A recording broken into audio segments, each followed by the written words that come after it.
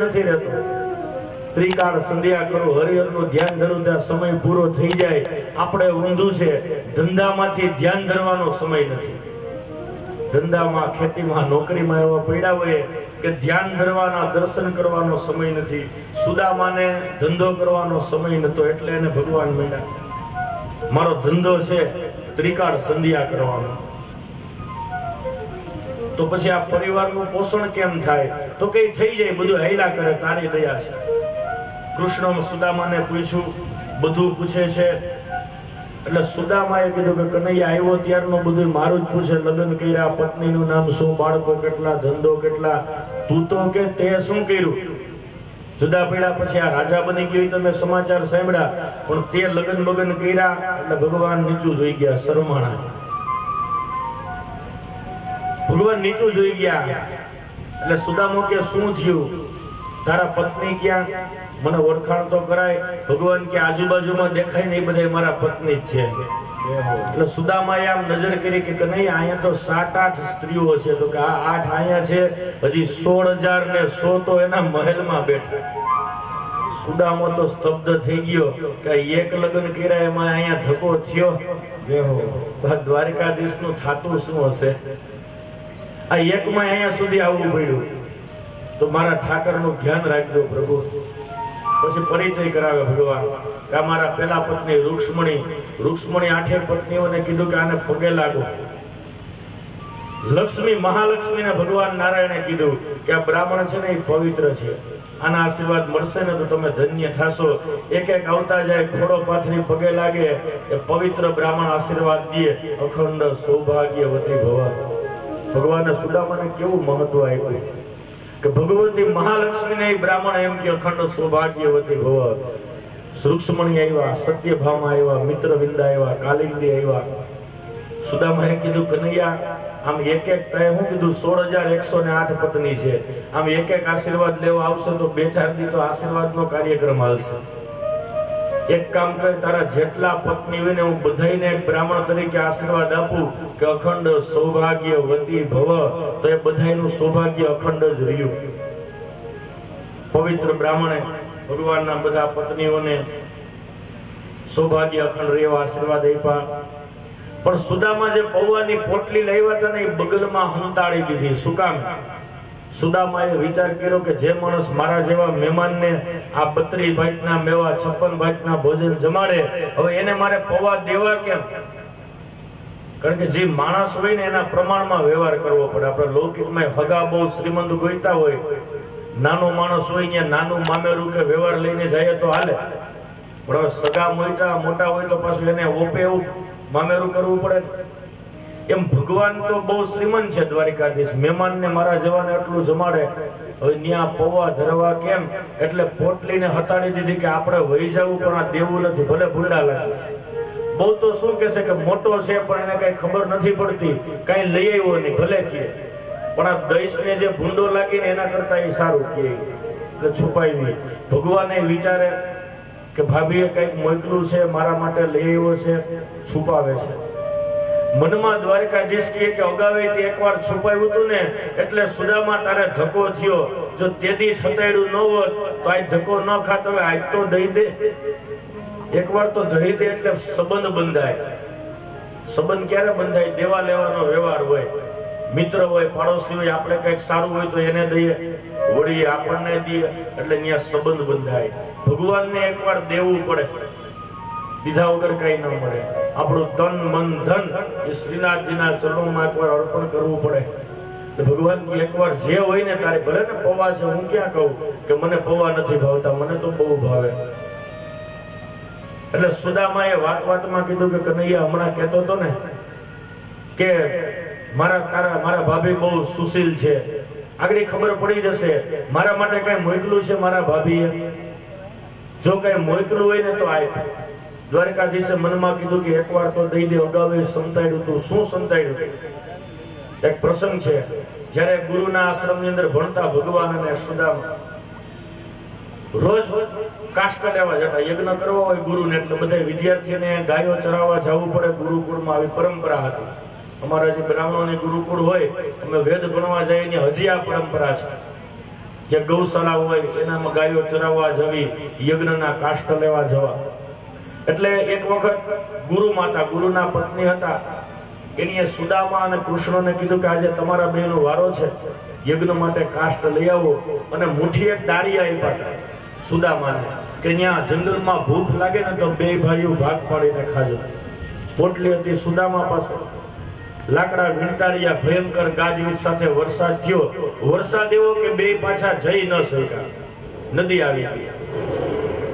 એટલે કૃષ્ણ અને સુદામા વરસાદથી બચવા એક વૃક્ષ ઉપર ચડી ગયા.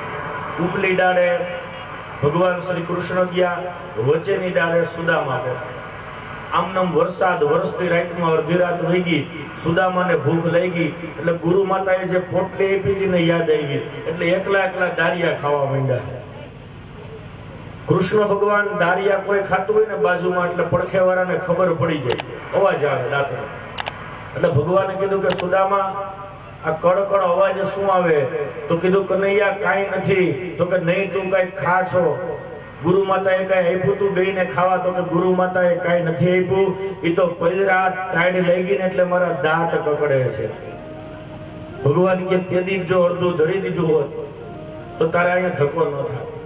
હવે આજ તો દઈ દે, લઈ આવ્યો છો, પ્રેમથી ન દે ને તો મને આચકતા આવડ્યો. એટલે ભગવાને વાત વાતમાં ટ્રાય કરી કે જો દે તો સારું, પણ સુદામો સંકોચને હિસાબે દેતો નથી કે ભગવાનને પૌવા ધરવા કે બધા હસશે, હાસી કરશે, દાંત કાઢશે. ઘડીક વાર વાતે ચડાવ્યા.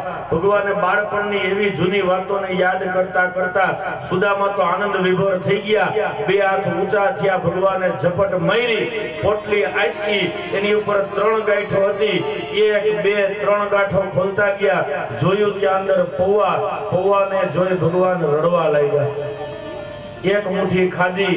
દ્વારિકાની અંદર જેટલી સમૃદ્ધિ હતી એટલી પોરબંદર મોકલી. બીજી મુઠ્ઠી ખાધી, દ્વારિકાથી બમણી સમૃદ્ધિ પોરબંદર મોકલી. ત્રીજી મુઠ્ઠી જ્યાં ભરવા જાય, આઠે પટરાણીએ હાથ પકડ્યો કે હા હા પ્રભુ રહેવા દ્યો, આ ખાઈ જશો ને તો અમારે આઠેયને એની સેવામાં જવું જોશે, અમને તો અહીંયા રહેવા દ્યો. તમે તમારા મિત્રને ડબલ આપી દે એમાં અમને વાંધો નથી, પણ અમારે તમારી સેવામાં રહેવું. 3 મુઠ્ઠી પૌવા, 2 મુઠ્ઠી આરોગ્યા, ત્રીજી મુઠ્ઠીનો આઠે પટરાણીએ પ્રસાદ લીધો. ભગવતી મહાલક્ષ્મી જેના પૌવાનો પ્રસાદ લે એને ઘરે એ શું ઘટવા દે? પછી દ્વારિકાથી ડબલ સમૃદ્ધિ પોરબંદરમાં પહોંચી ગઈ. ભગવાન રૈડા પૌવાને જોયા ને સુદામો કે જો કનૈયા એટલે હું પોટલી હંતાડતો હતો. તું આ પૌવા જોઈશ ને એટલે રડવાનો જ હતો, મને ખબર હતી. કારણ કે આમાં છે ને આ બધા બીજા લોકો આપણી દૃષ્ટિને ન સમજી શકે. બે મિત્રની મિત્રતા હોય એ ત્રીજો ક્યાંથી સમજી શકે? આપણા ભાવને આ લોકો ન. પૌવાની પોટલી ખોલી ને એટલે 3 ઘટના ઘટી. એક તો આઠેય પટરાણીઓ ખડખડાટ હસવા લાગી. એટલે સુદામાને થોડોક સંકોચ થયો કે જોયું ને કે નહીં એટલે હંતાડતો હતો કે લ્યો પૌવા લાવ્યા. પાંચે સ્ત્રી શું બોલી કે લ્યો પૌવા લાવ્યા. બીજી ઘટના, સુદામાને સંકોચથી માથું નીચું થઈ ગયું, આમ બોલી ને અષ્ટપટરાણી. ત્રીજી ઘટના, ભગવાનની આંખમાં આંસુ આવી ગયા કે સુદામા તે પૌવા ધર્યા ને એ પૌવા નબળી વસ્તુ છે એટલે નથી રોતો, પણ ત્યાં પૌવા ધરીને મને મારી માં યશોદાનું સ્મરણ કરાવી દીધું. તારો આ ઉપકાર હું ક્યારેય નહીં ભૂલું. જ્યારે હું નાનો હતો વ્રજમાં, ત્યારે માં યશોદા શરદ પૂનમ કે દર મહિનાની પૂનમ આવે ને એટલે ચોખાના પૌવા ગંગી ગાયના દૂધમાં પલાળે. એની અંદર મિશ્રી સાકર નાખે, ભૂકો કરીને મસાલો નાખે, બદામ, એલચી, કાજુ સુંદર તૈયાર કરી એ પાત્ર ઉપર વસ્ત્ર વીટી અને મકાનના નેવા ઉપર મૂકી દે. શું કામે? કે પૂનમનો ચંદ્રની શીતળતા એમાં જાય એટલે વધારે મીઠા થાય પૌવા. પછી પૂનમને દિવસે બીજી સવારે હું ઉઠું એટલે માં યશોદા મને ખોરામાં બેસાડીને પૌવા ખવડાવતા. ત્યારની ઘડી આજનો દી મને હજી કોઈ પૌવા નથી ધર્યા. 56 જાતના ભોજન ધરે પણ કોઈ મને ચપટે કે પૌવા નથી ધર્યા. તે મને પૌવા ધરી, તે મારી ઉપર મોટો ઉપકાર કર્યો. માં પૌવાને ખવડાવતી, ભગવાનને માતાની યાદ આવી. ભગવાને 3 મુઠ્ઠી પૌવા હૈરા. પૌવા શું હૈરા, પણ એના જે બધા દુઃખ હતા ને જીવનમાં એ બધુંય ભગવાને હરી લીધું. કૃષ્ણએ કરુણા કરી ભાગ્યની રેખા ફરી.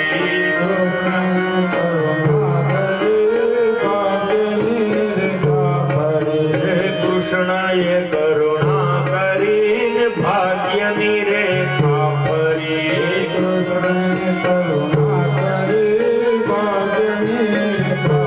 ત્યાં તો અક્ષય લક્ષ્મી ચિતરાય છે. ત્યાં તો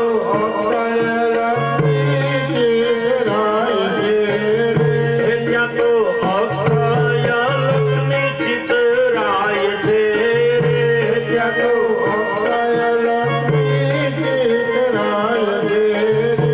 જુઓ સુદામાજી દ્વારિકામાં જાય છે.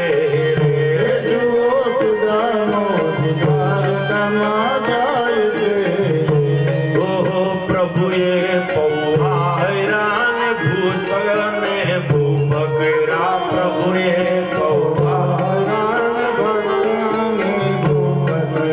પ્રભુએ પૌહાર્યા ને ભક્તને ભૂપકરા. તેથી જીવરાજ પીતાંબર ગુણ ગાય છે. તેથી જીવરાજ પીતાંબર ગુણ ગાય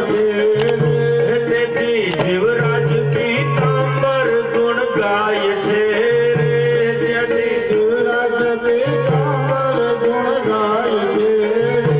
જુઓ સુદામાજી દ્વારિકામાં જાય છે.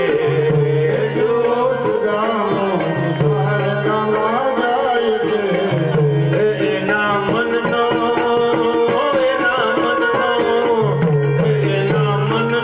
મહેરામણ છલકાય છે.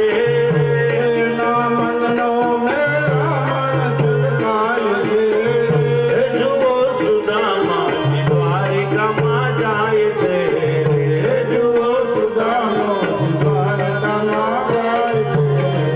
ભગવાને ત્રણ બે મુઠ્ઠી પૌવા આપ્યા. કૃષ્ણએ કરુણા કરી ભક્તને ભૂપ કર્યા. ભૂપ એટલે રાજા. રાજા સમાન સમૃદ્ધિ આપી. અક્ષય લક્ષ્મી મોકલી. અક્ષય એટલે ખૂટે નહીં એવી. અક્ષય જ્યારે કોઈ દિવસ જેનો ક્ષય ન થાય એવી લક્ષ્મી. આ ઉત્તમ લક્ષ્મી છે. જ્યારે ખૂટે જ નહીં એવા અક્ષય લક્ષ્મીનો વાસ ત્યાં પોરબંદર સુદામાના મહેલમાં કરી દીધો. સુદામાને વિચાર્યું કે મારે છે ને ભગવાન પાસે કઈ માગવું નથી. પ્રત્યક્ષ ભગવાન રાહ જોતા હતા. જો માગે ને તો એને જોતું હોય એ દઉં. સુદામાએ પ્રત્યક્ષ માગ્યું નથી અને ભગવાને પ્રત્યક્ષ દીધું નથી. કે સુદામા કીધું નથી કે તું અહીંયા છો ને જે મોકલવાનું હતું એ મોકલી દીધું. એનું નામ જ ભગવાન છે ને. વગર કારણે કૃપા કરે ને એને જ કૃષ્ણ કહેવાય. કઈક કારણ હોય ને કૃપા કરે એવો કૃષ્ણ કૃપણ નથી. વગર કારણે વગર માગી આપી દે ને એને જ ભગવાન દામોદર. એ જ ભગવાન દયાળુ છે. બે મિત્રો રાજી થયા. આખી રાત સુતા જ નહીં. કારણ કે જૂની બાળપણની વાતો એટલી બધી હતી ભગવાનને. આજ સુતાય ને આખી રાત બે ભાઈઓ ઝૂલે હિંચકા કર્યા. ભોજન લીધું, પ્રસાદ લીધો અને બધી નાનપણની વાતોને યાદ કર્યા, સ્મરણોને. ભગવાન સુદામા પર રાજી રાજી થઈ ગયા, પ્રસન્ન થઈ ગયા. સવારથી વળી પોતે સ્નાન આદિ કરી બંને પોતાનો નિત્ય કર્મ સંધ્યામાંથી ફ્રી થઈ અને સુદામો અને ભગવાન શ્રી કૃષ્ણ પાછા ઝૂલે બેઠા. સુદામાએ ભગવાનનો પ્રેમ, એનું સ્વાગત જોયું ને એટલે સુદામાને અહીંથી જવાનું મન નતું. કે અહીંયા ભગવાનની હારે રોકાઈ જાય તો કેવી મજા આવે. બે મિત્રો ભેગા થાય, જુદા પડવાનું મન ન થતું હોય. એવી ઈચ્છા ન હોય કે આને મૂકીને જાવ. પણ ઘણી વાર એવી ઘટના બને, જવું પડે. પણ આપણે કોઈને ઘરે મહેમાન થઈને ગયા હોય, ભલે નક્કી કરીને ગયા હોય કે 10 દિવસ રોકાવું, પણ 1-2 દી રોકાઈને એકવાર એમ કેવું તો પડે ને કે હાલો તો હવે હું જાઉં. પછી ઘરધણી આગ્રહ કરે ને તો પાછું 10 દી રોકાવાય. આપણે એવું કરીએ ને, એકવાર ચેક કરી વળી ક્યાંક આપણાથી કંટાળી ગયા હોય તો ઘરધણી એટલે સીધો ધામો ન નખાય. 1-2 દી રોકાવાય, પછી ખોટે ખોટા કહેવાય. ભલે જાવું ન હોય, કપડા હોય જ 10 દીના, તો ખોટે ખોટા કહેવાય કે તો 2 દી થયા હવે અમે જઈએ ઘરે. પછી કેવો ભાવ બતાવે, ઉપર ચલો આગ્રહ કરે તોય ન રોકાવાય. પણ હૃદયથી આપણો થેલો લઈને મૂકી દે ને તો ત્યાં રોકાવાય. કારણ કે એને આપણા પ્રત્યે પ્રેમ હોય, લાગણી હોય તો જ આવો આગ્રહ કરે. બાકી એમ કે ના ના રોકાઈ ગયા હોત તો સારું, કેમ કે પાછા આવો તો અઠવાડિયું રોકાજો, ત્યાં ન રોકાવાય. આવ્યા તો રોકી ગયો ને ભાઈ, પાછા તો કેદી આવીએ, એને પ્રેમ ન કહેવાય. એટલે સુદામાએ એમ કહ્યું કે મારે ઈચ્છા તો છે કે કનૈયાને મૂકીને જવું નથી 8-10 દિવસ, પણ એકવાર જરાક જોઈ લેવાય એને કે આપણે નડતર રૂપ તો નથી ને. એટલે સવારમાં જ્યાં ફ્રી થયા ને ત્યાં સુદામાએ ભગવાનને કીધું કે કનૈયા હાલો તો હું જાઉં પોરબંદર. ભગવાને જરાય આગ્રહ ન કર્યો કે જો ભાઈ રોકાવું હોય તો તારું ઘર છે, જવું હોય તો છૂટો. સુદામા કહેવાય અહીંયા કેમ રોકાવું, ઘરધણી જો આગ્રહ કરે તો આને તો છૂટ આપી. સુદામા કે હાલો તો જાઓ.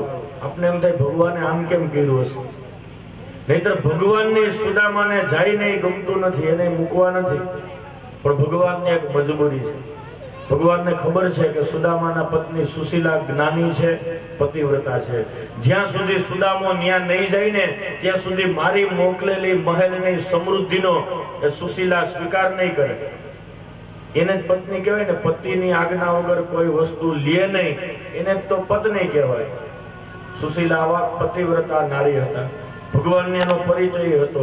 એટલે જો આને હું 8-10 દી રોકું તો પેલા હજી ભૂખ્યા રહે, એટલે ભગવાને બહુ આગ્રહ ન કર્યો. બાકી ભગવાનની ઈચ્છા નથી કે સુદામો જાય, એટલે ભગવાને તો એટલું કીધું કે ભાઈ રોકાવું હોય તો તારું ઘર છે. આપણે ઘરે કઈ પૂછવાનું ન હોય રોકાવ કે ન રોકાવ, જ્યાં સુધી રોકાવું હોય ત્યાં સુધી રોકા, અને જવું હોય તો છૂટો. સુદામા કે બહુ આગ્રહ કરે નહીં, ત્યાં રોકાવાય નહીં. એટલે કીધું કે હાલ કનૈયા તો જય શ્રી કૃષ્ણ, હું જાઉં. ભગવાન એને વિદાય કરવા જાય, સુદામો જવા તૈયાર થયો. ભગવાન કે ઉભા રહ્યો, આ પિતાંબર પહેર્યું નહીં, પહેરવા આપ્યું, લઈ જવા નથી આપ્યું. કાઢ મારું પિતાંબર, લાવો એની પોતડી લાવો. રૂક્ષ્મણીને કહીએ, પોતડીને ધોઈ ઘડી કરીને રૂક્ષ્મણી લઈ આને પહેરી લે આ પોતડી, મારું પિતાંબર લાય. સુદામો કે સારું થયું, એની પાસે કઈ માગ્યું નહીં, પહેરેલી ધોતી કાઢી લી, આ શું દેતો હતો મને, પિતાંબર જે કાઢી લી એ મને શું દેતો હતો. ભગવાને એનું પિતાંબર પાછું. સુદામો કે આમે છે ને કનૈયા, આ પિતાંબર તારા જેવા રાજાને ઓપે, અમારા જેવા બ્રાહ્મણને તો આ સફેદ પોતળી જ હારી. લાય લાય મારી પોતળી લાય એમ કરી સુદામા એક બાજુ જઈ પિતાંબર આપી દીધું, પોતળી પહેરી લીધી. અને ભારે હૃદયે બંને મિત્રો જુદા પડ્યા. બેમાંથી એકની ઈચ્છા નથી કે સુદામાને એમ નથી કે હું જાઉં, કનૈયાને એમ નથી કે હું જવા દઉં, પણ ભારે હૃદયે બે જુદા પડ્યા. અને સુદામા તો દ્વારિકાધીશનું સ્મરણ શ્રી કૃષ્ણ શરણમ મમ, શ્રી કૃષ્ણ શરણમ મમ કરતા કરતા પોરબંદર આવ્યા. આવીને જોયું જ્યાં પોતાનું નગરમાં આવ્યા, પોતાની ઝૂંપડી હતી, ત્યાં આવીને જોયું તો દ્વારિકા જેવા મોટા મોટા મહેલ ખડકાઈ ગયા. સુદામો ક્યાં શું પેશકદમી વાળા એવા લાગ્યા, મારી ઝૂંપડી તોડીને ત્યાં પેશકદમી કરી લીધી. આ કોઈ બિલ્ડરો આવ્યા હશે કે ઝૂંપડી કાઢીને મોટા મોટા મહેલ ખડકી દીધા, અને હજી ગયો એને એક દી છે, એક દીમાં આવડું મોટું કામ થઈ ગયું હશે. કે સામેથી સુશીલા એના બાળકોને લઈને આવ્યા કે સ્વામી તમે ન્યા ગયા અને દ્વારિકાનાથ તો અહીંયા આવ્યા હતા, તમે ન્યા હજી પહોંચાવો, મળ્યા હતા તમને રસ્તામાં? તો કે નહીં. તો કે તમે ત્યાં પહોંચાવો કે ન પહોંચાવો, પાછળથી દ્વારિકાનાથ આવ્યા, તમારું પૂછ્યું કે મારો ભાઈ ક્યાં છે? મેં કીધું એ તો તમને મળવા ગયા. અને આ બધું મહેલ બંગલા બનાવી અનેક જાતની સમૃદ્ધિ મેં ના પાડી હતી. મેં કીધી હતી કે સુદામા આવે પછી દેજો, એ નહીં લે, પણ એને આગ્રહ કરીને દઈ ગયા છે, મેં હજી કઈ સ્વીકાર નથી કર્યો. સુદામો ગદગદ થયો કે કનૈયા તારે એકવાર મને કેવું તું તો ખરી કે હું આ મોકલું છું, તો હું તારો આભાર તો માની લે. આ તો તે મને આભાર માનવાનો મોકો ના આપ્યો. ભગવાન કેવા દયાળુ છે, આપણે કોકને કઈક દઈએ ને તો પાછા કહીએ દઈએ કે મેં આ તારું કામ કર્યું હતું, તે યાદ છે ને. એ મિત્રતા નહીં, પણ મિત્રતા એને કહેવાય કે એનું કામ કરી દઈએ એને ખબર ન પડે આ બધું કેમ થઈ ગયું, અમારો પ્રસંગ કેમ ઉકેલાઈ ગયો, ક્યાંથી પૈસા આવ્યા, કેમ થયું, એ ખબર ન પડવા દે ને, એ સાચો મિત્ર છે. ભગવાન એને કીધું નથી કે મેં ત્યાં મોકલું, પણ સુદામાની તો ફરજ છે ને. કોઈ આપણી ઉપર ઉપકાર કરે તો એને એકવાર વ્યક્ત કરવો જોઈએ, એને ભૂલાય નહીં. આપણે કોઈ ઉપર ઉપકાર કરીએ ને તો એને ભૂલી જવાય, પણ આપણી ઉપર જીવનમાં કોઈ ઉપકાર કરે ને ભૂલાઈને એકવાર કહેવું જોઈએ કે ભાઈ આભાર. પણ સુદામો કે કનૈયા તું કેવો દયાળુ છો કે તે મને એકવાર આભાર વ્યક્ત કરવાનો મોકો ના આપ્યો. કનૈયો કે દવ અને કવ એવો હું ક્યાં કૃપણ છું. વાત એ સાચી છે. ભગવાન આપણી પર કેવી કૃપા કરે. ઘણીવાર આપણો જાતનો વિચાર કરીએ ને, આપણી જાત આપણી પાસે શું છે એનો વિચાર કરીએ ને, ત્યારે એમ લાગે કે આપણામાં ક્યાં એવી લાયકાત હતી કે ભગવાને આટલું બધું આપણને જ્ઞાન આપ્યું, આટલી બધી સંપત્તિ આપી, આવો સરસ પરિવાર, આવો સરસ મનુષ્ય દેહ આપ્યો. ત્યારે ભગવાનનો આભાર માનવો. જ્યારે એકવાર વિચાર કરવાનો કે મારી કેપેસિટી કેટલી અને મારી પાસે છે કેટલું.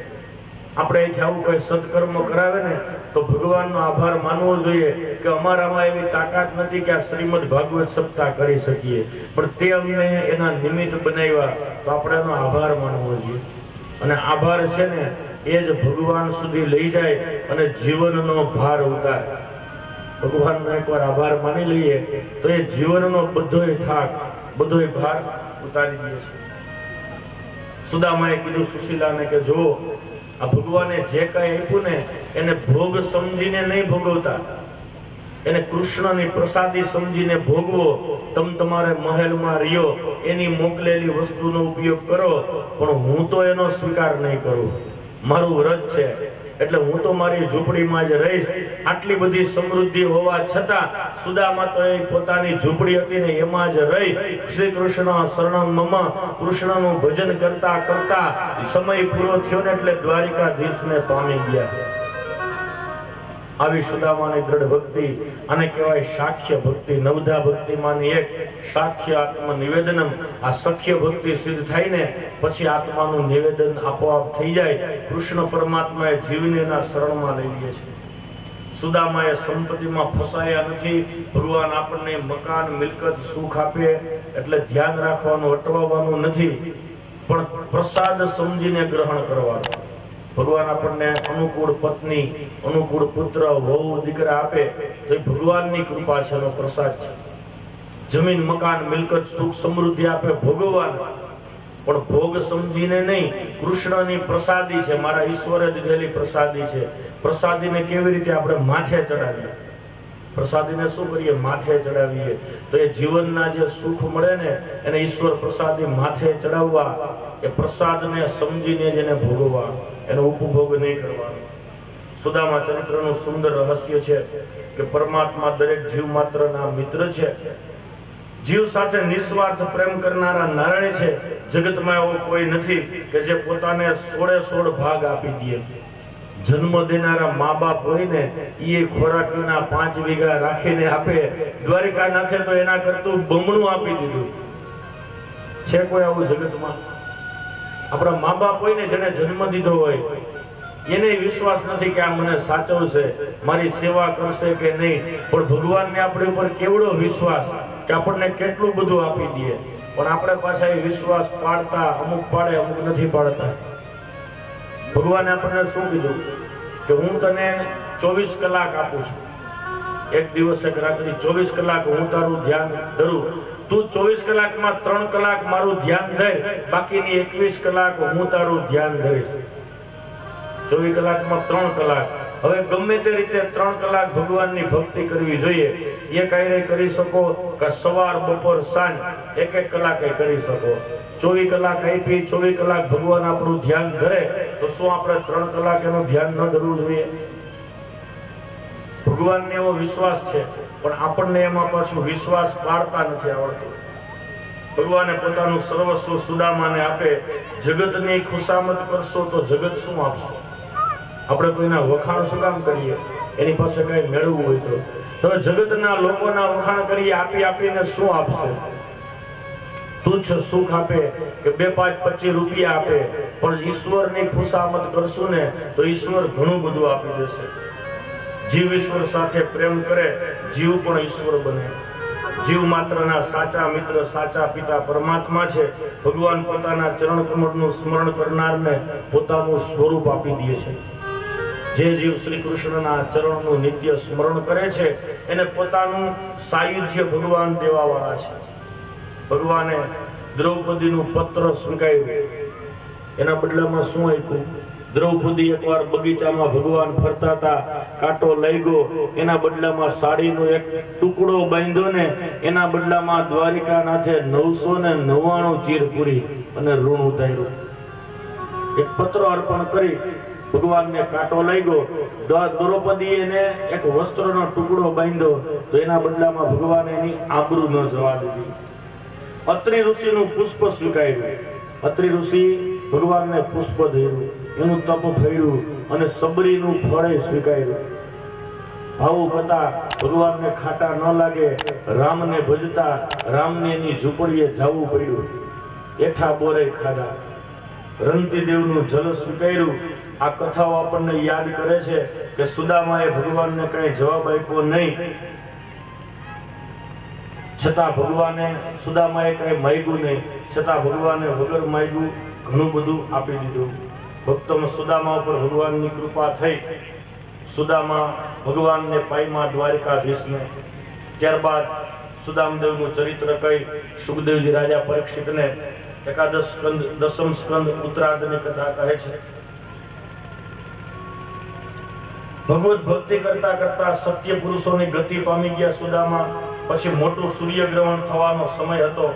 જ્યોતિષીએ આગાહી કરી હતી કે આ વખતે આ સદીનું સૌથી મોટામાં મોટું સૂર્યગ્રહણ છે, તો આપણે બધાએ સૂર્યગ્રહણના સમયમાં દાન પુણ્ય કરવું જોઈએ. એટલે દ્વારકામાંથી બધા યાદવો કુરુક્ષેત્રમાં જાય છે, ભગવાન દ્વારકાધીશ પણ જાય છે. એ વખતે નંદબાવા, યશોદા અને ગોવાળિયાઓ પણ કુરુક્ષેત્રના મેદાનમાં આવે. ભગવાન મથુરા ગમન કર્યું પછી આજે પહેલી વાર દ્વારકાના રાજા બન્યા પછી નંદ અને યશોદા ગોવાળિયાઓનું ત્યાં મિલન થાય છે. ગોવાળિયાઓને ખબર પડી કે કુરુક્ષેત્રની અંદર કનૈયો આવવાનો છે. ગોવાળિયાઓને દ્વારકાધીશ ક્યારેય કીધા નથી, એને તો કનૈયો જ કીધો છે, કારણ કે બધા કનૈયાનું કહેવાથી જ ટેવાયેલા છે. કુરુક્ષેત્રની અંદર મોટો સત્સંગ થયો. વસુદેવ દેવકી પણ આવ્યા, નંદ યશોદા પણ આવ્યા, બધા વ્રજવાસીઓ પણ આવ્યા. ભગવાને બધાને નિમિત્ત બનાવી વસુદેવને સાચો જ્ઞાનનો ઉપદેશ આપ્યો છે. શ્રી કૃષ્ણ વસુદેવની ભેદ બુદ્ધિ દૂર કરી. અત્યાર સુધી વસુદેવને શું હતું? દેવકીને કે આ કનૈયો છે ને અમારો દીકરો છે. પણ ભગવાને વિચાર્યું કે વસુદેવનું મૃત્યુ થાય ને એ પહેલા એને સાચું જ્ઞાન થઈ જવું જોઈએ કે ભલે હું એનો પુત્ર બનીને આવ્યો પણ હું શું છે. કારણ કે પરમાત્માને જીવ ઓળખી અને મૃત્યુ પામે ને તો જ ભગવાનમાં ગતિ થાય. આપણે જેની પાસે જવું હોય ને એને આપણે ઓળખતા હોવા જોઈએ. ઓળખાણ વગર છે ને સંબંધમાં મજા ના આવે. જેની હારે રહેવું હોય એના મહાત્મયથી આપણે પરિચિત હોવા જોઈએ. એનો સ્વભાવ કેવો છે એની ખબર હોવી જોઈએ, એનું સ્વરૂપ કેવું છે એની ખબર હોવી જોઈએ. એટલે વસુદેવને ભગવાને જ્ઞાનોપદેશ કરાયો કે તમે જેને તમારો દીકરો સમજો છો ને એ સામાન્ય મનુષ્ય નહીં પણ પરમ બ્રહ્મ પરમાત્મા પોતે છે. દેવકીને જ્યાં જ્ઞાનોપદેશ કરવા જાય ત્યારે દેવકીએ ભગવાન પાસે એક માગણી કરી કે કનૈયા, તું જો પરમ બ્રહ્મ પરમાત્મા હોય તો તારો જન્મ થયો ને એ પહેલા મારા 6 બાળકો મૃત્યુ પામ્યા હતા, તો શું હું મારા બાળકોને મળી શકું, એને રમાડી શકું? દેવકીને હજી મનમાં પુત્રેષણા હતી. વાત એ સાચી છે, જેના 6 બાળકો એમના જન્મતાની સાથે મૃત્યુ પામ્યા હોય એને પુત્રેષણા હોય જ ને. દરેક માને દીકરાને લાડ લડાવવો હોય, રમાડવા હોય. દેવકીનો તો વારો નથી આવ્યો. એટલે ભગવાને એના હૃદયમાં જોયું કે આ માને હજી પુત્રેષણા છે, પુત્રેષણા લઈને મને પામશે ને તો પૂર્ણ રીતે નહીં ઓળખી શકે. એટલે દેવકી આવી વિનંતી કરી. ભગવાને મૃત મરેલા પુત્રોને લાવી આપ્યા. પુત્રેષણા પૂર્ણ થઈ એટલે દેવકી અને વસુદેવને સાચો જ્ઞાનનો ઉપદેશ આપ્યો. ત્યારબાદ સુભદ્રા હરણની કથા આવે છે. મિથિલાના રાજા અને બ્રાહ્મણ બંને ઉપર શ્રી કૃષ્ણની એકી સાથે કૃપા થઈ. ભગવતી શ્રુતિ દેવી રાજા પરીક્ષિતને પ્રશ્ન પૂછે.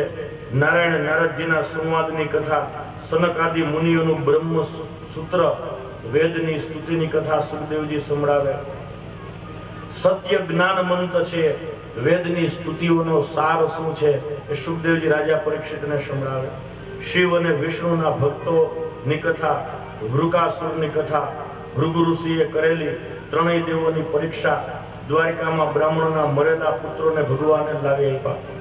પોતાના ગુરુ સાંદીપની ઋષિ જ્યારે ભગવાન સુદામા ત્યાં ભણતા ભણી લીધા પછી ગુરુદેવને દીક્ષા દેવાની એક નિયમ છે કે કોઈ માણસ ગુરુ ગૃહે ભણવા જાય એ વિદ્યા લઈ લે પછી ગુરુને દીક્ષા દેવાની હોય તો ગુરુદેવને દીક્ષા માંગવાનું કીધું.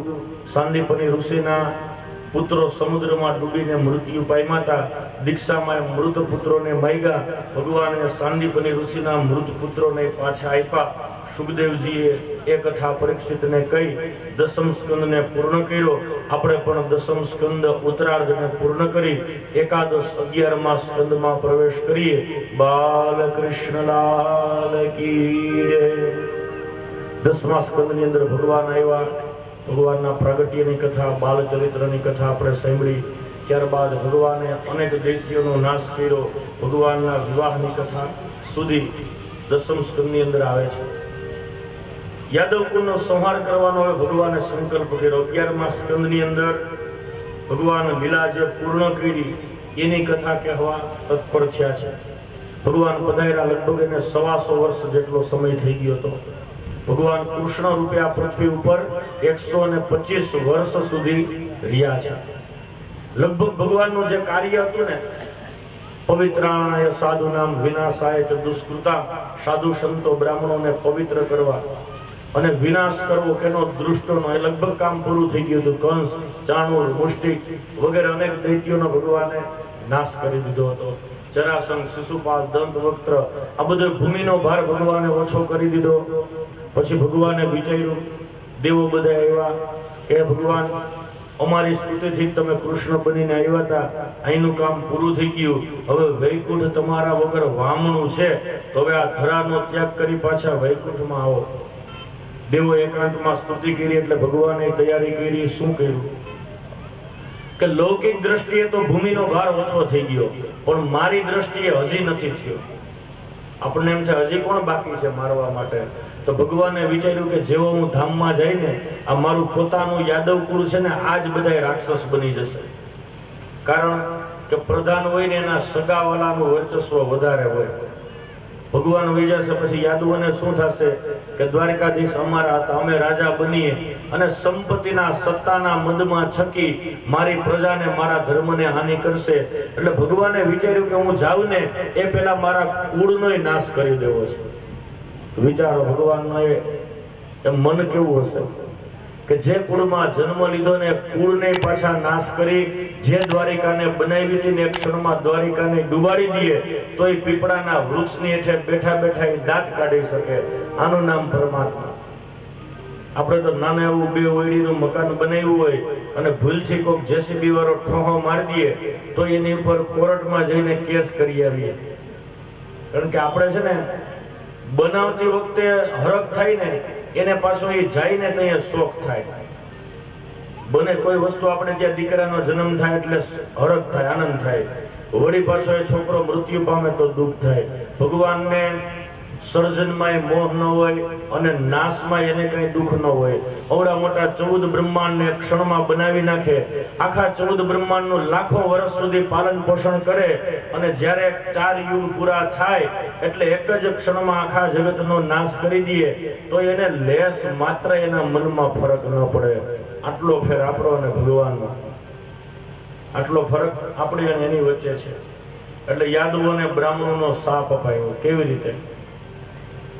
સુખદેવજી યાદવોના નાશની કથા કહે છે કે સાંબ નામનો એક યાદવ હતો. એને બ્રાહ્મણોની મસ્કરી કરવાનું મન થઈ. જોજો, અત્યાર સુધી યાદવો ભગવાનની ઈચ્છા હતી ને બ્રાહ્મણોના સેવક હતા, બ્રાહ્મણોને બહુ માનતા. પણ ભગવાને વિચાર્યું કે આનો નાશમાં કંઈક નિમિત્ત તો બનાવવું પડે. એમને કોઈનું મૃત્યુ ન થાય, કોઈનો નાશ થાય ને પેલા નિમિત્ત થાય.